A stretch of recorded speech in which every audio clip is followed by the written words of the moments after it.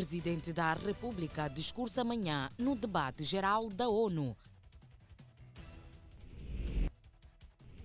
Angola e El Salvador estabelecem relações diplomáticas.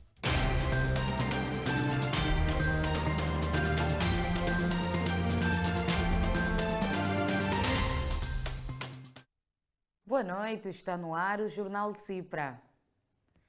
O Presidente da República, João Lourenço, discursa amanhã no debate geral da 78ª sessão da Assembleia Geral das Nações Unidas, que teve início hoje na cidade de Nova York, Estados Unidos da América.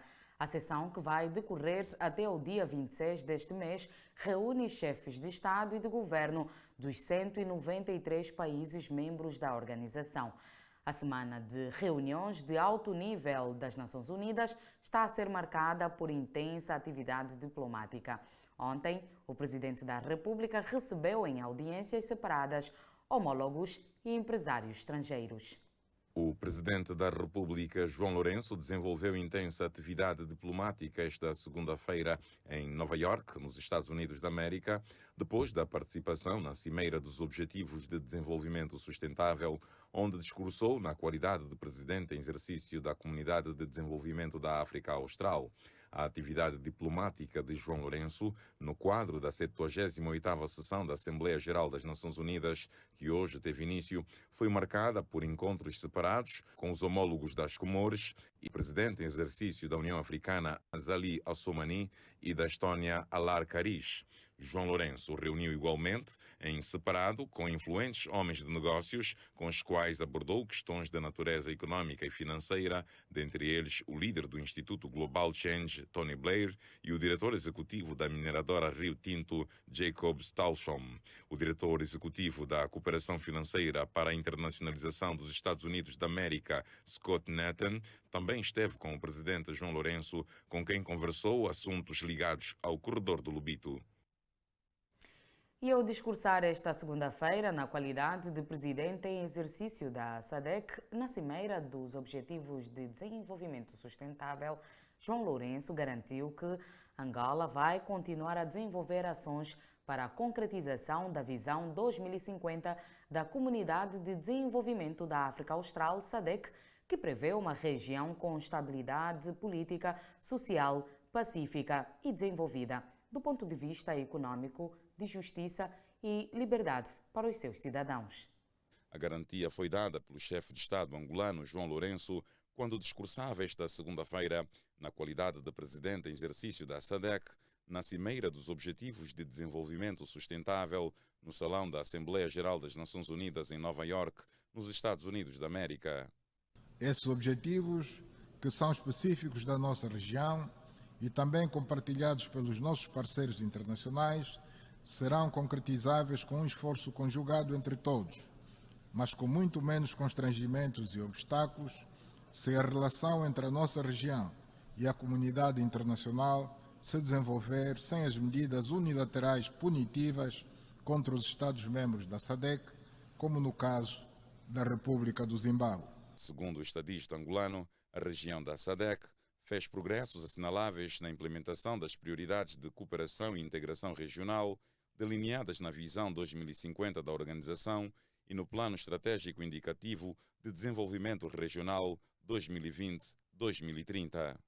Os nossos avanços poderiam ter sido mais significativos e mais expressivos se não tivéssemos que ter lidado com a crise global e outras específicas da nossa região, que nos obrigaram a desviar a nossa atenção das questões centrais sobre desenvolvimento para lhes fazer face. O Presidente da República referiu que as dificuldades de acesso aos recursos financeiros em condições confortáveis para as economias da região representam outro lado do problema, talvez o maior, com que se confrontam permanentemente para realizar projetos essenciais em áreas determinantes para impulsionar o desenvolvimento.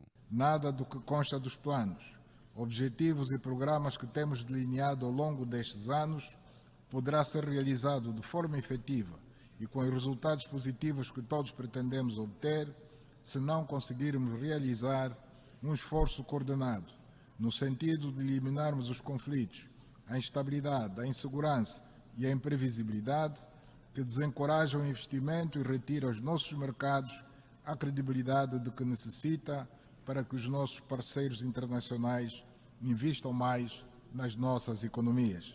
João Lourenço sublinhou também a necessidade de implementação da Agenda Internacional das Alterações Climáticas e do cumprimento das promessas de disponibilização de recursos financeiros feitas pelos países desenvolvidos para assegurar com recursos complementares o financiamento da adaptação até 2025 para se alcançar o objetivo de recapitalizar o Fundo Verde para o Clima.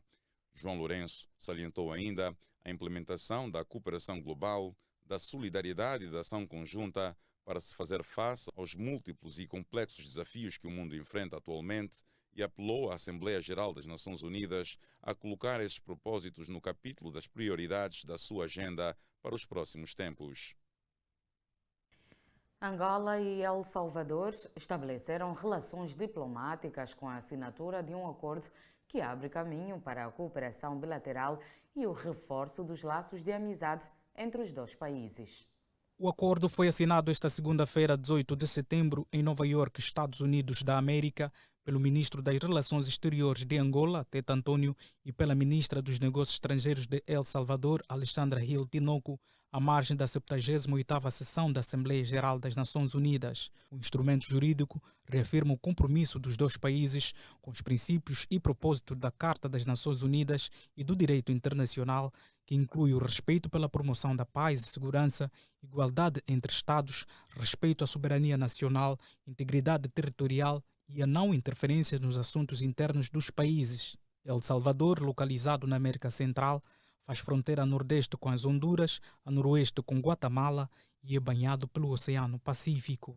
Com uma extensão territorial de 21.041 km², El Salvador, cuja capital é São Salvador, tem uma população estimada em 6,5 milhões de habitantes. As morgues de Luanda, com elevado nível de degradação e deficiente estado técnico devido à sua antiguidade, vão ser reabilitadas e apetrechadas. O despacho presidencial número 221/23 de 14 de setembro autoriza uma verba no valor de 45,3 milhões de euros para a realização destes trabalhos. Para a execução das obras, o presidente da República, João Lourenço, autorizou uma despesa de 45,3 milhões de euros e a abertura do procedimento de contratação simplificada pelo critério material. De acordo com o documento, as obras visam igualmente ampliar a capacidade de atuação das morgues, incluindo os serviços de apoio em virtude da urgência no asseguramento da continuidade dos serviços funerários e de medicina legal à população. As obras abrangem a reabilitação e apetrechamento da antiga morgue central de Luanda, junto ao Hospital Josina Machel, a construção e apetrechamento da nova morgue central de Luanda, no município do Quilamba-Quiaxe, bem como as morgues dos municípios do Kazenga e de Viana. O montante autorizado servirá também para a construção e apetrechamento das morgues municipais de Belas, do Icolo Ibengo, da Quissama e o apetrechamento da incineradora do Benfica.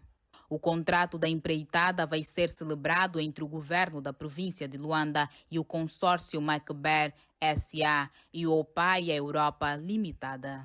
O Ministério das Finanças está autorizado a proceder à inscrição da despesa no Programa de Investimento Público do OGE 2023 e assegurar os recursos financeiros necessários à implementação dos projetos.